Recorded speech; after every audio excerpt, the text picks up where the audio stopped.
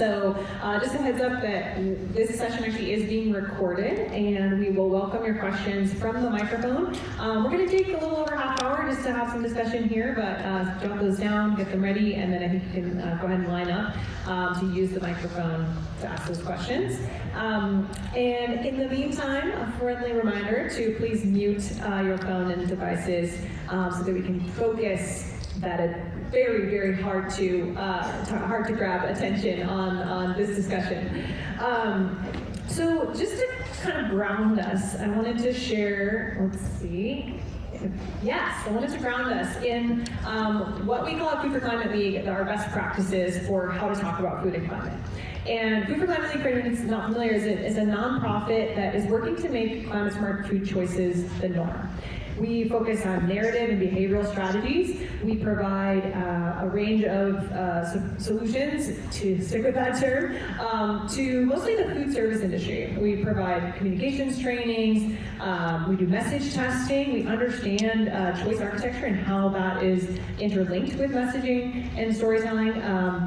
And one of the things we've actually recently started to do that really resonated earlier is that we started to work with influencers. We just held our first training to YouTube influencers a couple weeks ago, and they were influencers who are not necessarily communicating already. They're not the chefs we saw on stage about these topics, but showing ways to make this content really compelling and engaging to their audiences. So when we talk about how to talk about food and climate, our first bit of advice is don't mention the climate. And that's before this year. That goes back many years, but that's also kind of a bit of a surprise to some people. What you see with these practices, and this is kind of just a teaser of what we get into in a lot of our trainings, is that so much of it is about how you connect with your target audience. So the first thing you have to do is actually know your audience. That's kind of generally communications 101, know your audience. But in all seriousness, there's so much of what we really find that's missing is matching the message to your audience. Different audiences respond to different messages. So that can be complicated, but it's also going to be so much more effective. So first and foremost, kind of segmenting your audience, finding out what matters most to them to get what I call the front door. You might end up at the same place eventually, right? Maybe your goal is to educate them about whatever it is, but what you use as your hook, what is that front door, that entry point to all the juicy content you want to use, really should depend on who you're trying to speak to. But in general, these kind of universal ideas also relate to one of the biggest challenges we see, which is that most often messaging about sustainable food, and we work across not just food waste reduction, but plant-forward dietary shifts, regenerative agriculture, biodiversity, sustainable aquatic foods, many other forms. What we find is that most marketing of sustainable food initiatives only speak to one of three core human needs. They speak to purpose. Give something up for the greater good, right? It's an altruistic message. We do have, as humans, this core human need around purpose, but most often that's not the highest priority. So there's these other needs that are often unmet from sustainable food messaging around control and community, in addition to maybe, yes, purpose. But especially when it has to do with things like give something up or meet less, waste less. Everything is about less, negative, the removal of things that you care about. That often is really paralyzing, and as a result, in aggregate, our messaging is leaving out huge swaths of people who could otherwise be engaged around a whole range of habits. And so this is what we're going to get into today, is how narrative can actually unlock behavior change at scale by really making it a far more inclusive kind of set of stories. So to kick us off, I wanted to hear from the group, and we'll just let whoever's ready, maybe Brian who has the mic. This is like hot potato, right? When and why is storytelling needed? Like when we really just take a step back and say, even why are we in this room? And thank you all for being here. This is a really good showing that you see a need. When and why is storytelling needed? And how can storytelling fill communication gaps to inspire action? It's a really great question. I think storytelling is needed on a human level. Like we tell stories, that's what people do. That's how we understand things, that's how we grasp things. I work with a ton of data in my life, and I would love to think that just by showing a chart that everyone's going to be won over by that, but that's really not the case, especially when we get down to the consumer level. So I think storytelling helps to fill those gaps where we might have some sort of objective truth, but that objective truth maybe requires a lot of expert knowledge, or it gets really thorny and dense. And so storytelling, I think, helps to fill that gap where we can simplify something, we can make it more relatable, and we can bring it down to something that's relevant to someone's life rather than, even though I love my spreadsheets, they're not going to resonate for everybody. Yeah, anyone else want to jump in on that? Especially when you're dealing with complicated information. I can piggyback on it.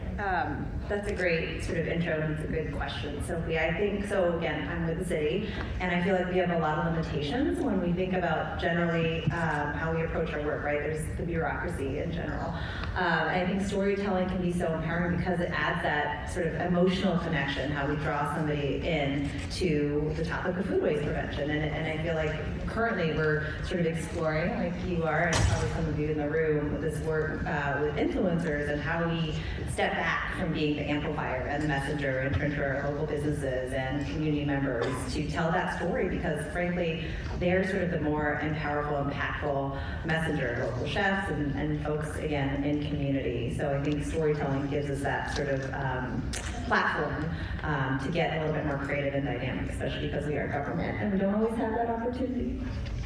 Yeah, I mean, it goes to, again, one of the big kind of best practices of a lot of this type of work, which is find those trusted messengers, right? So in addition to that point of, know your audience, understand the differences in your different audiences, and then matching your message, it's really who's the vehicle for that message. And I just love the humility that you and your colleagues are saying, we might not be the right vehicle or messengers for this message, right? And it may depend on which kind of case in government, I think, is a great example where, finding, even like on the local level, right? Finding local folks. Have you found, just to kind of follow up, Sheryl, have you found in particular, you said chefs maybe as kind of a messenger to go with? Yeah, so again, we're sort of dipping our toes in the water, if you will. And one organization back in 2023, I think some of you may know, is called The Intentionalists, and they're super well recognized and incredible work that they do here in Seattle. And they basically are an online business directory. I think they have upwards of over 5,000 businesses that are represented in this portal. But more importantly, they're a community builder. So especially during the pandemic,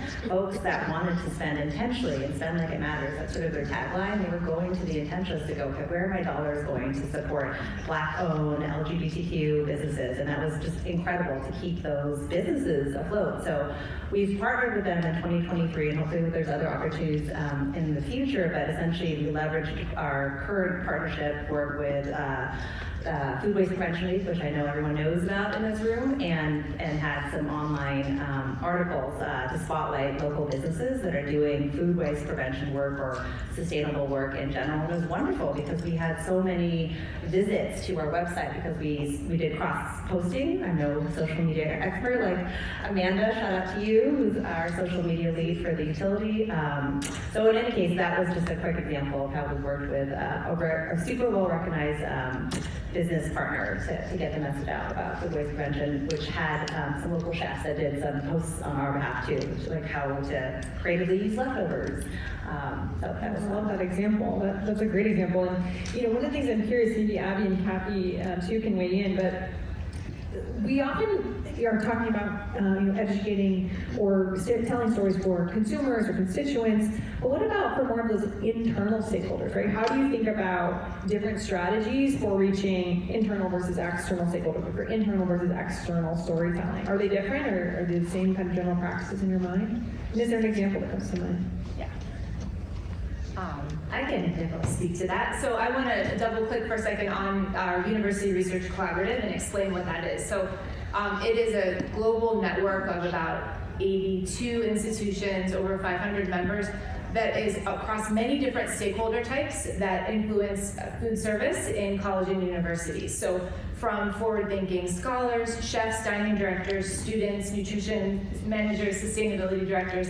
This is the audience of people working together on research to living laboratory research to really translate academic work related to, in this case, food waste, into applied solutions for operators who are working in food service. So there's a lot of stakeholders there, some of which are internal, right, within colleges and universities. How might we have to gather the right data and metrics and then tell the story of that to influence behavior change depending on the type of stakeholder. So for externally, for the students that we're serving, for example, or that's one external stakeholder.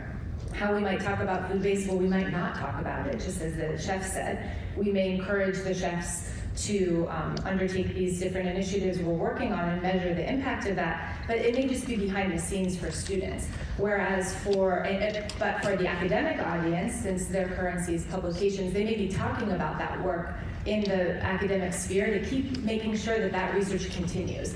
And then internally, it may be really important for a dining director to have the right information to say to a senior university administrator that, yes, there is an advantage to investing in food waste technology or to trainings for our staff, and here's the research that supports that because we need the business case. So I think it really is nuanced, and I think the setup of making sure you think about that ahead of time and put yourself in the shoes of what that person needs to understand and communicate accordingly.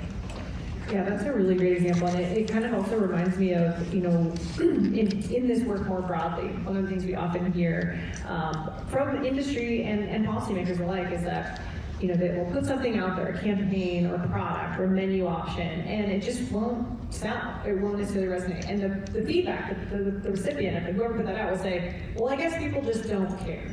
And so the message, you know, the reciprocal message is, you know, yeah, people just don't care. But it's often about a hierarchy of needs, right? And so maybe they care, in the case of those different stakeholder groups, maybe chefs care about the business case, but that's maybe number 3 on their list, right? So often when you look at consumer insights data, you'll see that sustainability is on the list, it's just not as high as taste, cost, price, convenience, right? Or taste, cost, convenience, health. And so you might be getting that wrong kind of feedback loop. And instead it's just about finding what's at the top of that list for that right stakeholder group. So I think those really are good examples of that.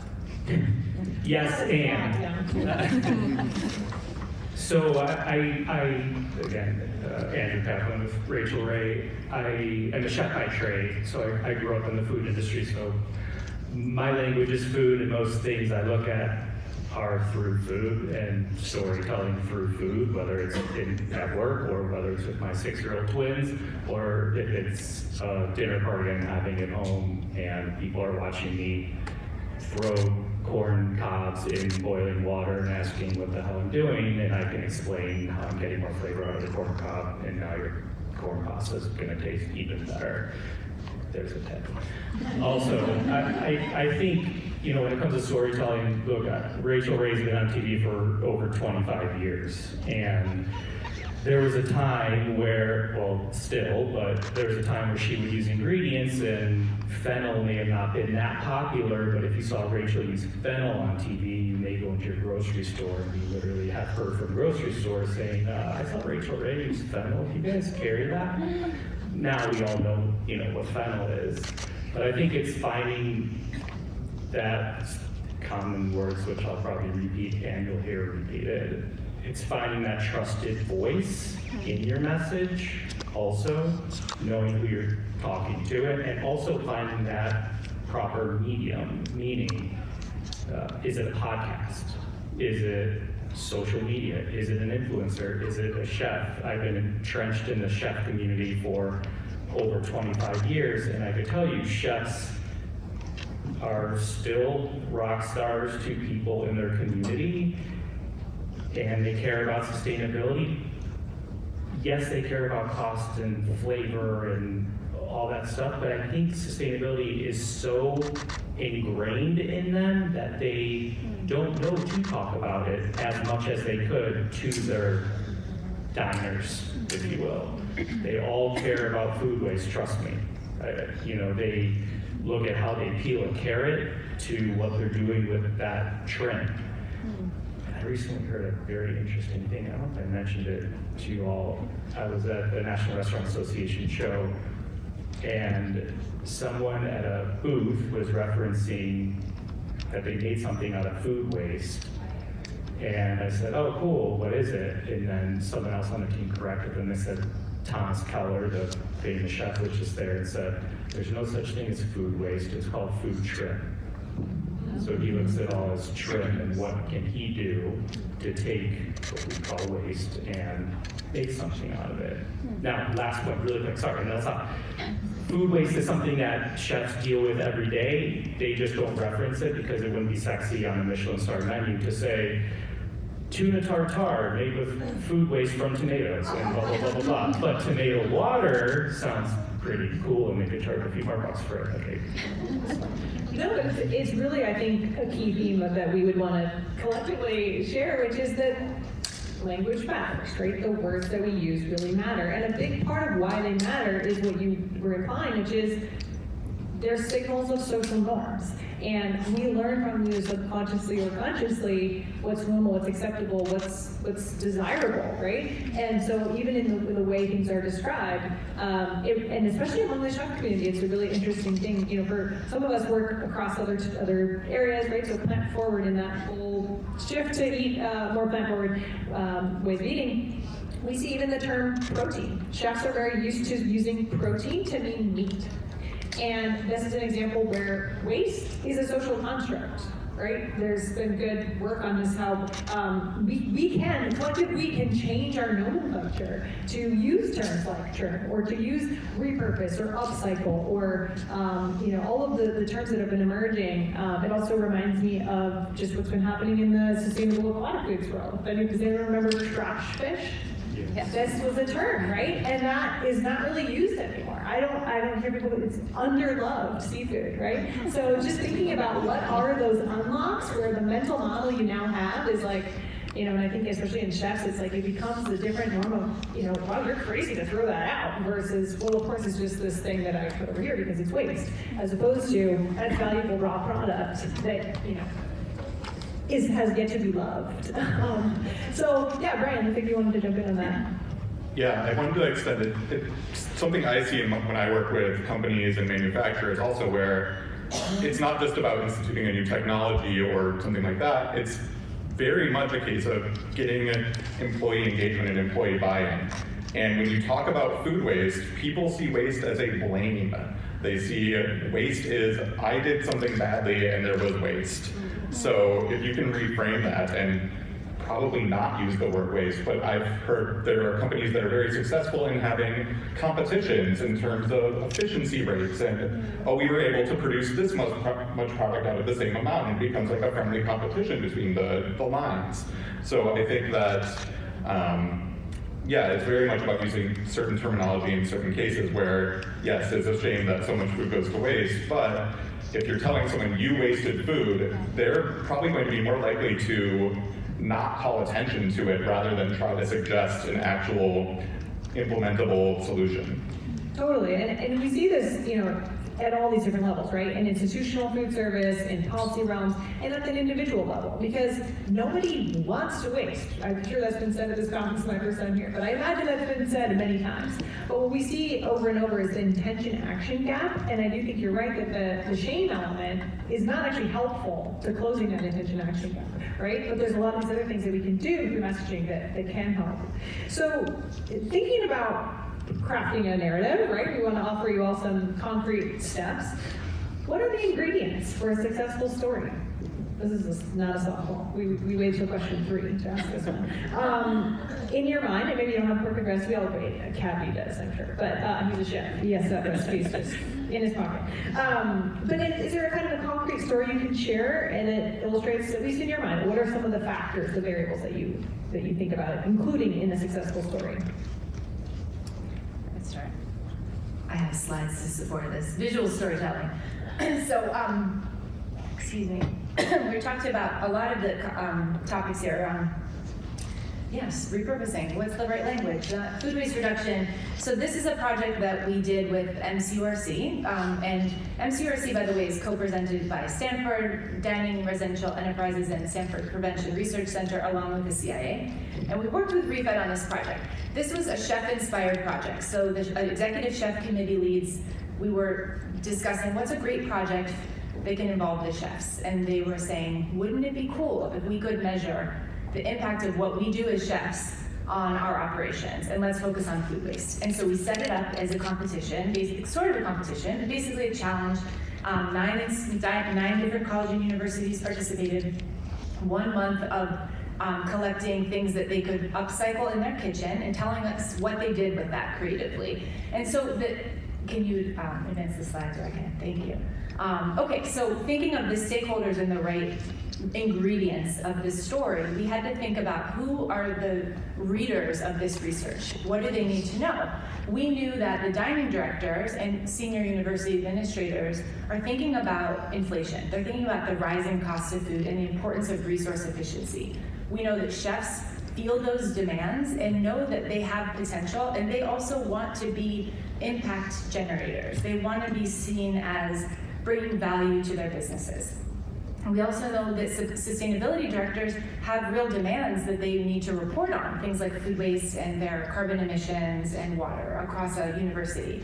So this is sort of the background, and that led us to, which is the next slide, just what we were investigating. So we thought, what if we told this story through research of the impact of creative utilization, repurposing among chefs, as a food waste solution? And we knew that we had to collect both quantitative and qualitative information to get there. So on the next slide, you'll see, we thought about the ingredients here for us were, what are the outcomes we need to report on in a number of different ways, and ultimately our research deliverables from this project were several. We had a recipe collection, we had a report that's more detailed for information with sustainability directors that want to look at all the charts and information, and then we had a toolkit for chefs and operators to say, this is how you do it. And here are these stories that tell about the impact of, for example, at UCLA, how they collect all of their bread from their many different locations to their commissary kitchen, and how that cycles through and it becomes meatballs, and therefore they are saving a ton of money every year, right? So we can extrapolate data from 1 month of doing this for the impact that audience is looking to talk about. And so we interviewed people, we measured the waste, and then we produced these things. So, and I think I guess the ingredients that I would say is figuring out what's the data that you want to use in your story, and that's where you kind of reverse engineer what the ingredients are to figure out what you need to talk about to reach your audience and change the behavior you're looking to see. So we inspired the teams to say they were psyched about repurposing and taking this challenge on, and they were like, we do this all the time, and now, hey chef, what do we do with these onion skins? And now what do we do with these other things?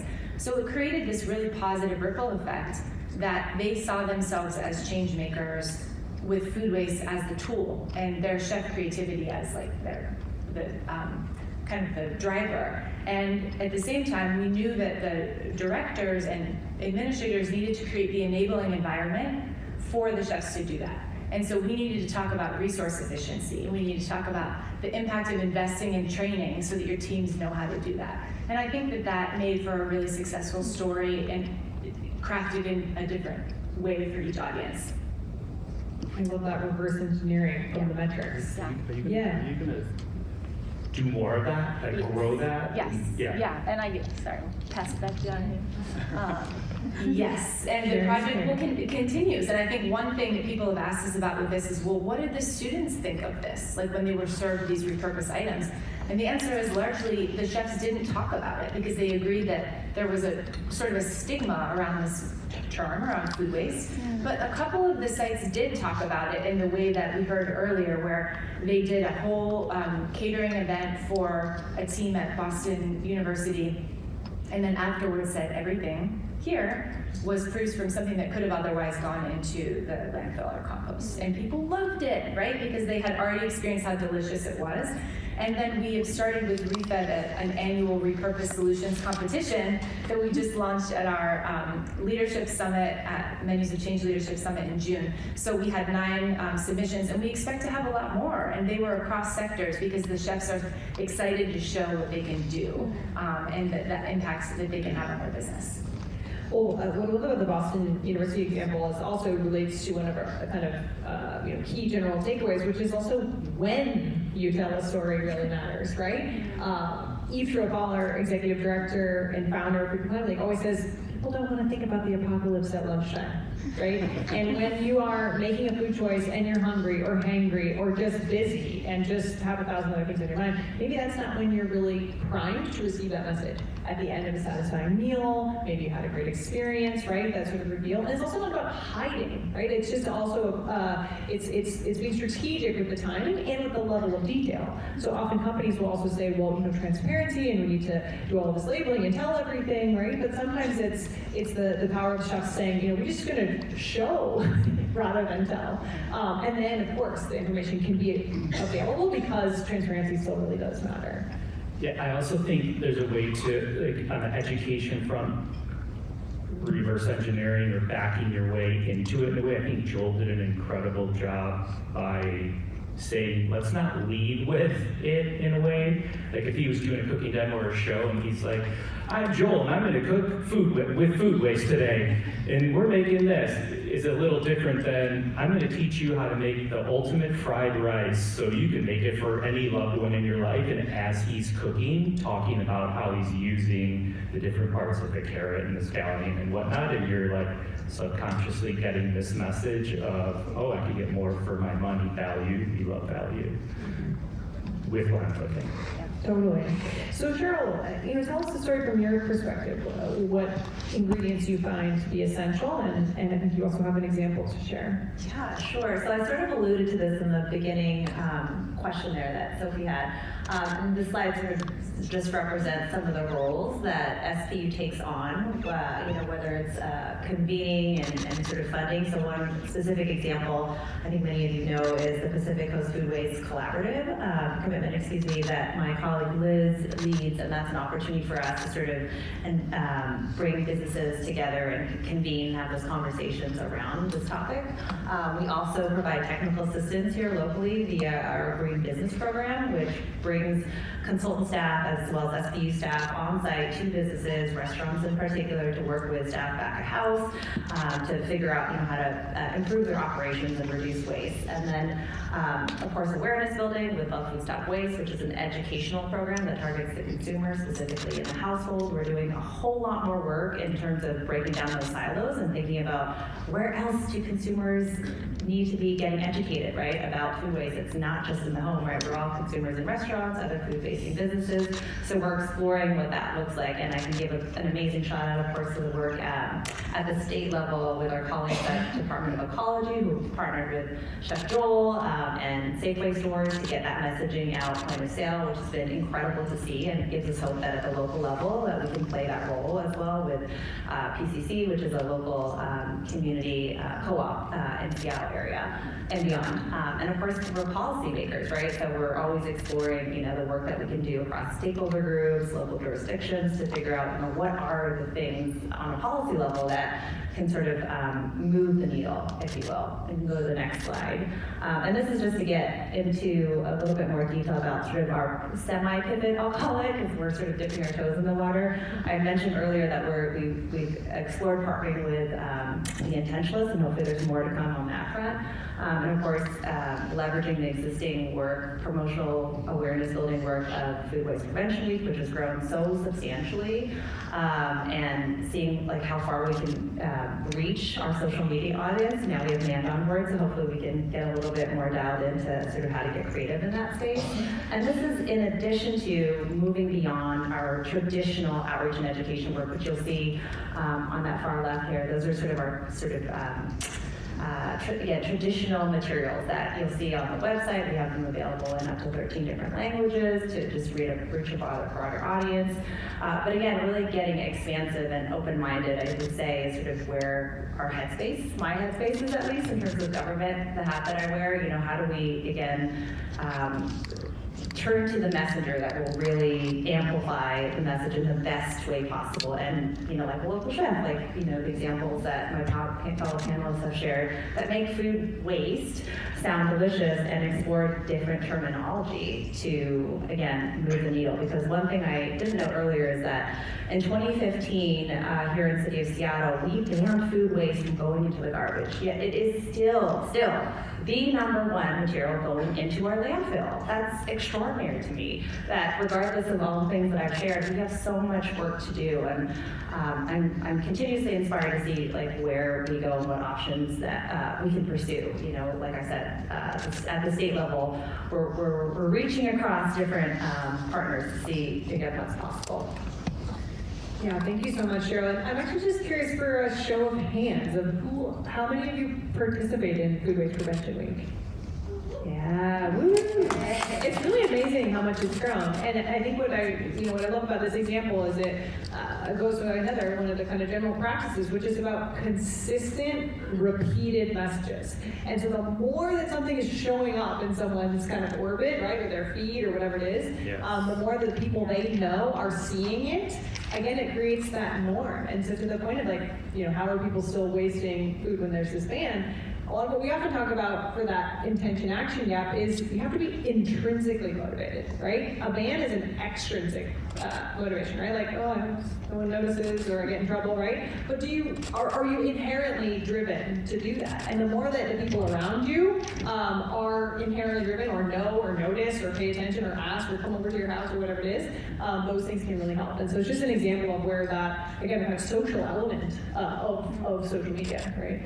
So thinking about mediums and media, where do you think, like, what do you think are the most effective channels? And maybe Brian and I think Kathy too, thinking about something like podcasts, like, especially for inspiring action.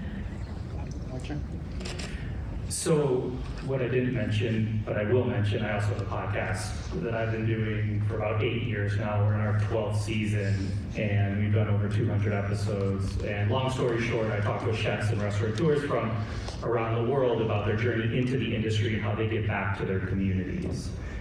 It's called Beyond the Plate, shameless plug. And so with that podcast, I get incredible stories from these chefs about the causes that they believe in and the organizations they believe in. I'm a believer in podcasts because I've seen it firsthand. We have some brand partners. I do live host ad reads. So if I have 500,000 downloads to the podcast, there's a built-in listenership and they know my voice. And if I'm reading about a brand partner, and sharing their messaging points and how I use their product or why I believe in their message, that listener that's listening in their ear is hearing it. They're not flipping a magazine and not seeing the ad. They're not fast forwarding it on a streaming service. So I believe podcasts and audio is an incredibly valuable tool. You don't have to spend all the money in the world. I'm not telling you to go to a New York Times podcast or an Atlantic podcast. There are podcasts that maybe only get 100 listeners per episode or 1,000, and they're pretty affordable pending your product or message that you are wanting to share. I will also add to this, there are over 500 million people around the world that consume podcasts. It was just announced that over half of the US listens to podcasts, or 150 million people consume 10 hours a week of podcasts. So people are listening. We just have to find them. More to the storytelling point. Who are we trying to hit? Where are they listening? We're talking about food waste here, but it may not be a food podcast. It could be about theater. It could be about film. It could be about sports. But they may be our audience. Yeah, that's a wild stat, and really, I remember forever it was about eyeballs and clicks and all this, and it's really in the years apparently. Anything to add on mediums from the panel? I thought move to the next one. I may be jumping the gun on the question, but I will say I agree with the audio, and even as someone who subscribes to New York Times, for example, I will listen to the more narrative piece of it, or the video work that they're doing a bit now. And I think of this a lot as someone who helps oversee research and what are our deliverables, how are people gonna then consume this information in order to change behavior. And I realize that it's probably not in the future going to be a PDF that people download and Like, how many of you look at things in your download folder? After they go in there, they go to die, sort of, right? So It's called my read on the plane folder. Yeah, exactly. Still waiting to read it. And that's, I mean, noble of you. I often have great things that I want to read and don't get back to, right? So I think about that a lot, and what's the right way to spend the time that someone's going to interact with it. And I think it is a bit more interactive. Like, that's one thing I'll say. Media now, as you started, their attention is in so many directions. It's hard to keep capturing people's attention. So things that are a bit more interactive and engaging, audio, visual, things that are interactive tools is something I'm thinking a lot more about in terms of research deliverables. Knowing that a lot of work goes into writing all those words and making it look nice in a PDF, but I want to make sure that information gets out there because the purpose is to apply it. Yeah. Well, I'm curious, we've talked a lot so far about what works, what we think makes something successful, but we learn as much from what doesn't work. And that's what I actually want to get into for a little bit right now. What do you see as some of the biggest mistakes from trying to craft an effective story? And especially, Brian, if you also have, an example or just things that you've seen go wrong when trying to use narratives. Yeah, I think a really noble, maybe failure may be a strong word, but I work a lot at sort of large scale, large bodies, countries, companies, and so on. And one of the things that I have definitely been guilty of this, we'd like to hone in on, many of you are probably familiar with SDG 12.3, Sustainable Development Goal 12.3, which is about cutting food waste in half. And it's cutting it in half by 2030. The Governor Inslee mentioned it this morning, that that's the goal that Washington State has adopted.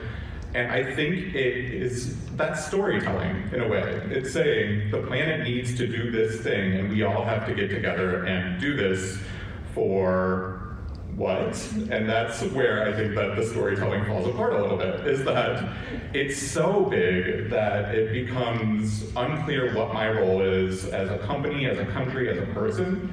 Like, I think of the two biggest food waste warriors in my life. They are my father and my husband, and neither of them know what an SDG is. And neither of them think of themselves as food waste warriors. My dad's been composting since the 80s. My husband loves to make stock out of scraps, but he loves the taste of it. It's not that he's like, oh, well, we all have to do our part for the SDG. So I think there's this sort of missing middle between where you have these big things that can really spark attention. And I think there has been success in that regard, but the world's not going to cut food waste in half by 2030, I'm sorry to say. And I think there's this disconnect between some of these larger scale efforts, but then understanding, okay, but what does that actually mean? We know there's a problem, but what's my role? What can we actually do? Or is it just kind of this overarching scary thing that we are all kind of like, okay, we're all going to do our part, but I don't know what that means necessarily. Yeah, that really resonates. Anyone want to add to things you've seen that haven't gone as well, or that, just some mistakes or lessons learned, let's say? Yeah, what is it again? SDG 12.3. Exactly. So if you partner with someone, if you're following an influencer, celebrity, anyone on social media, and maybe you paid them, in someone scrolling through and they see, I'll just use Rachael Ray because I know her, for example, and you see a video, hey everyone, Rachael here, really excited about SDG 12.3, go to my link in bio to learn more. Like that, you lost them in a way, so you got to make it approachable. And I'll just add on to that, when Rachael had her daytime television show for 17 years, we had this litmus test at the show that we did where we had to make sure anything we were talking about or doing was accessible in one way or another to anyone watching anywhere. So we were in New York, and if you're from New York or know New Yorkers, they don't know sometimes there's other places outside of New York. And so, there's people in LA, there's people in Chicago and Iowa and New Mexico and a lot of places. So what were we talking about and how can someone in the middle of nowhere relate to what we were talking about? And if they can't find something or learn about it, what's that call to action, or what is the information we're going to give to them so they can feel part of what we're doing? I love that. So for folks who maybe came in a little bit after my little housekeeping notes, we're going to use the microphone for audience questions, so it's kind of in the middle there. And I'm going to do 2 more kind of lightning round questions, and then we'll turn it over to you. So if you do have a question, you can start to line up at the mic, and I'm just going to keep those rolling until Nate in the back shows me the card that we're out of time. Building on this, we talked about messengers, framing the message, timing, a lot of these kind of best practices that we've shared, but that's all kind of present state, right? What do you see on the horizon? And again, kind of in the rapid fire, like what are some big trends you're seeing? Let's just go ahead and say what Dana said, the A and the I. How will that impact storytelling the next 3 to 5 years? Cappy's gonna start. Yeah. It's all, I have no specific trend that I want to share, but here's what I will say. Everyone in this room, we're in this room, and you all are leaders in what you are doing. And I'm just gonna share through a story, wink, wink, an example. So one of my podcast guests this past season was Chef Dominique Ansel. If anyone's heard of him, he invented the cronut and many other things. Dominique, I asked him a question about, does he follow trends like the Dubai chocolate and things like that? And he said, very humbly, I don't follow trends, I like to lead them. So I was like, yes, you do. So I think for all of us, the challenge is maybe not looking at the trend or following it, but like, how are we going to set the trend to educate consumers on what we're fighting for? I like that. That's like answer the question with a question kind of. Yeah. Any ideas on trends and how emerging technologies and other factors are going to influence your storytelling? And how can we prepare, in addition to seeing yourself as a trend maker? I don't have any specific sort of bullets around trends necessarily, but I will put a shout out to the fact that we currently have the FIFA club games happening in the Seattle area.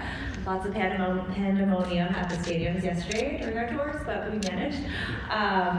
But in terms of the FIFA World Cup that's coming next summer, that's going to be huge, and it's really an opportunity for us to think about where we have these sort of large-scale event opportunities, I'll call them, to create a legacy campaign message, perhaps, right? But thinking again in that forward mindset, like where we have that visibility in sort of the world stage, right? We're going to have quite a number of international visitors to the Seattle area.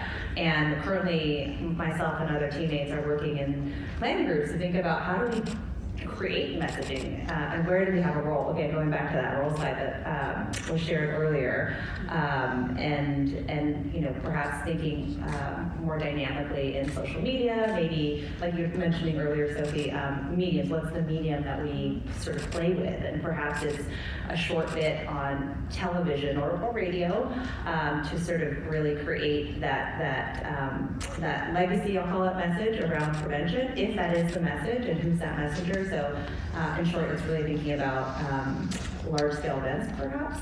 Currently is kind of what's top of mind, because I know that there's a lot of pressure to sort of make sure that we rise to the occasion as being known as the Green City, which we're thrilled about. So that's exciting.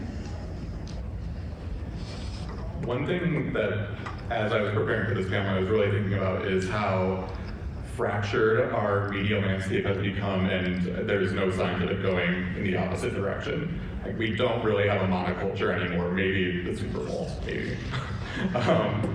And the types of social media platforms people use and the type of media they consume is so bound up in identity nowadays also. And so I think that's a huge challenge and not one I have an easy answer for.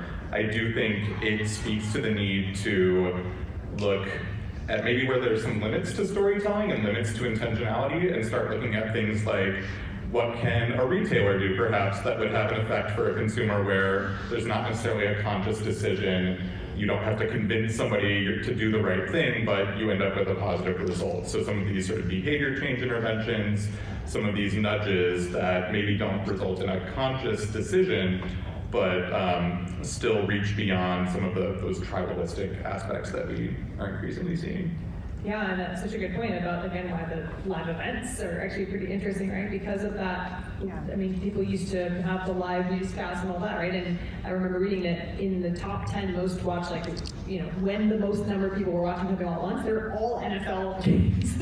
Including those like Super Bowl and then like other NFL things. So it's just an interesting point of where do you get those mass people, and then also where's that just accumulation of all the micro influencers and the micro touch points, right? Right.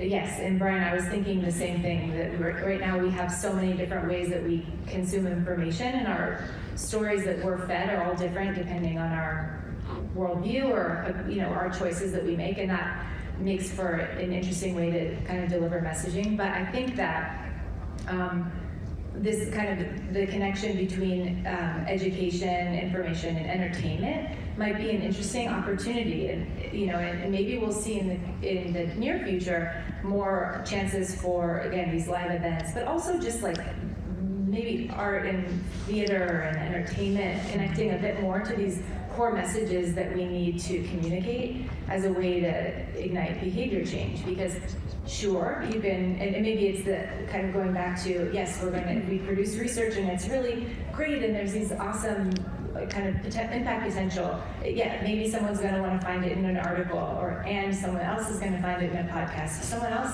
as a child, might find it in a play, right, or in a rap song. And I think that we might need to think outside the box and think of the way that we can kind of create messaging across a number of platforms instead of saying, I made a book about this and you all should read this one book, right? We have to think about the ways that people might want to receive that information to get to the change we want to see. Yeah, that's really cool. I mean, in a lot of ways, it feels like, you know, so much more creativity is possible, right? And you're making me think outside the box. We're just like, even, I don't know, like a fortune cookie, like where else just can information come through? I think you're going to add something about that, and then I'm going to follow up on my promise for the lightning round, and I see two folks lined up, so you got the last word, and then we're going to do our call to action. Yeah, Abby mentioned education, I think, is huge in youth, kids. I personally have one of the mill devices at home, which they're here, if you're not familiar, check out. But furthermore, my kids are 6 years old, and if they have scraps on their plate, they go to the mill and they ask me what it is, and now they know what it is. And as 6-year-olds, not wasting or taking the right amount of food is now ingrained in them in a way. Right. It's similar to people watching Rachael Ray when they were 10 years old. Well, now those people are 35 years old and they know how to cook something that they watched when they were 10. That's awesome. All right, we're going to skip our last question and turn it over to all of you for our remaining time. So go ahead and say just your name and a question. Please say a question.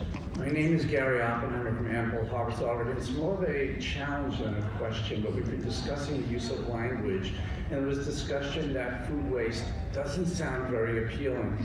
I've been in this space for 16 years, and the early thought leaders hated the term. You don't come out of a hospital unsick, you come out healthy. You don't come out of a school undone or uneducated, you come out educated. But here, we don't have a word for where our aspiration is. We have a word for what we're trying to get away from. So I'm going to challenge you and everybody else here to find a better word than food waste, to have people connect with where we're trying to get to in a big picture, rather than what we have, because I feel like we're stuck with it, and I hate it. And I think your discussion speaks to the point that people don't want to deal with waste, they want to deal with where we want to get to. So it's a challenge to everybody.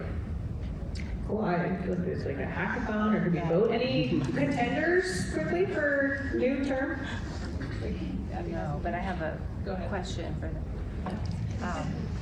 Yes, thank you for bringing this point up, because at the Culinary Institute of America, we're thinking of like, how do we build the skills among the next generation of chefs and culinarians in hospitality to know about food waste and be food waste champions. And that's not the right term. I don't know what that term is, but as we develop new curriculum and coursework, what is the term that maybe there's a micro-credential that these, even within the workforce, that people can gain? What's the certificate from the CIA that they get? If any of you have any ideas, I'm up for listening to them, because this is a good problem. It shouldn't be that I'm a food waste champion, because that's still like a negative and I'm championing it. So if you have ideas, I'm open. Oh yeah, I think you've all agreed. It's like, I'm going to Seattle for the food waste conference, and people are like, what? I mean, food waste reduction. Like, I mean, solutions. I mean, we're getting rid of it. Well, like, that's the one, right? Yeah.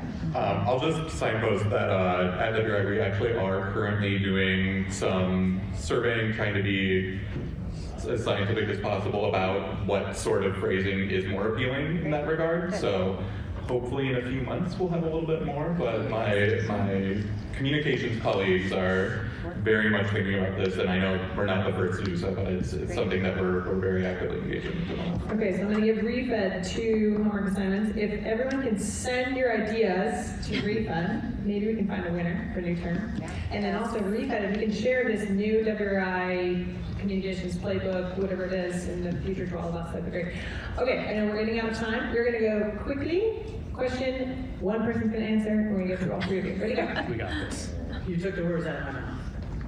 And I have a suggestion to kick this off. Oh, perfect. Great. Okay, this is a subject I care very deeply about. I cannot stand the term food waste. That's actually why I came up here. I was so excited when you said that. Food sustainability. We are food sustainability, whatever you want to call it, champions. I'm not really a warrior, I'm more of a peace girl, but whatever you choose. And surplus food is edible and to be donated.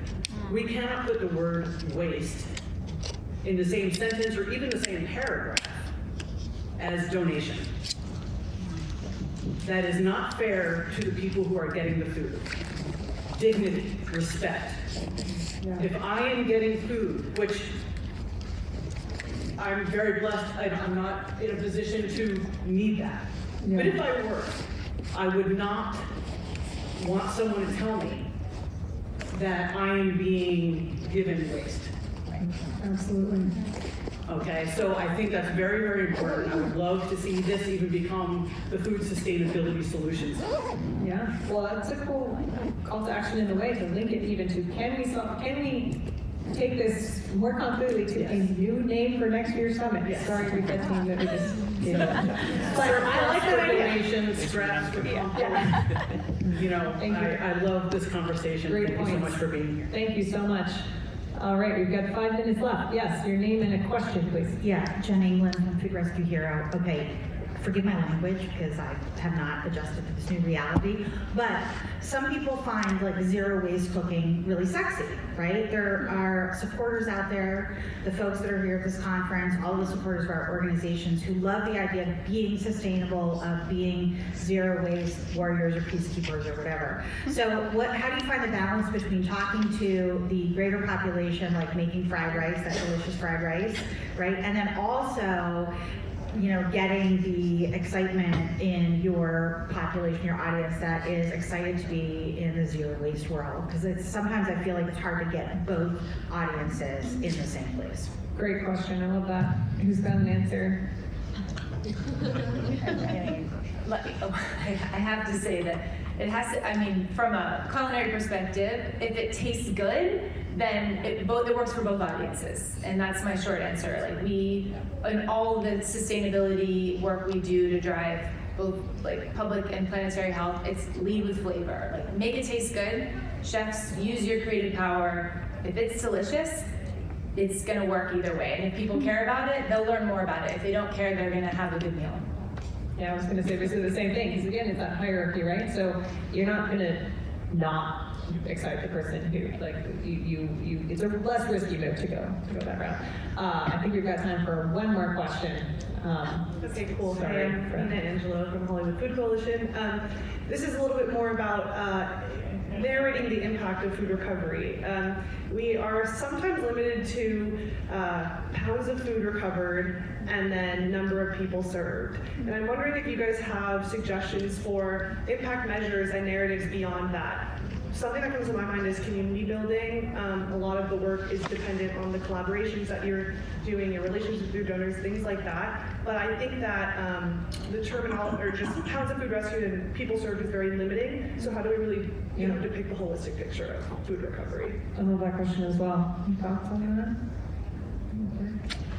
Gosh, what a great question. I don't know if I can answer it directly, but I will say that the utility is currently in this space of thinking about, more about the circular economy, and specifically, we're mapping out a waste prevention planning process, and hopefully that report's coming out this year, if not early next year. So, things like building capacity, we can sort of take that as a potential measurement, if you will, and sort of thinking more creatively around like the storytelling, whether it's, again, leaning on Amanda and social media to sort of spotlight those people, to sort of humanize beyond the metrics, right? Those are very important, and they will continue to sort of be the way that I think the government tells the story, or specifically the utility. But we want to sort of dig into our community-centered lens and bring life to things that you're speaking to, which I think are really important to make it more holistic.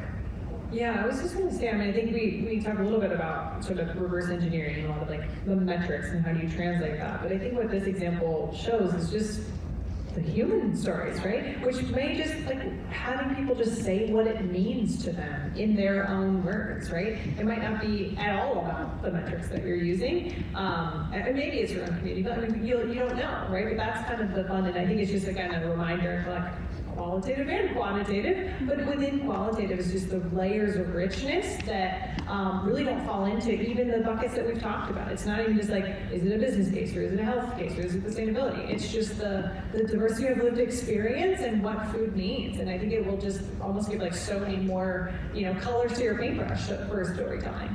Yeah, I have a very quick thought on that. If we have any funders or foundations in the room, please consider also how you capture those qualitative aspects to work when you're funding and giving out that funding. 100%. All right, friends, well, we have come to the end of our time together. Thank you for your fantastic attention. Have a round of applause. Thank you, panelists. Fantastic, concrete advice, stories. Feel free to come chat with them. Right now, we're heading into lunch.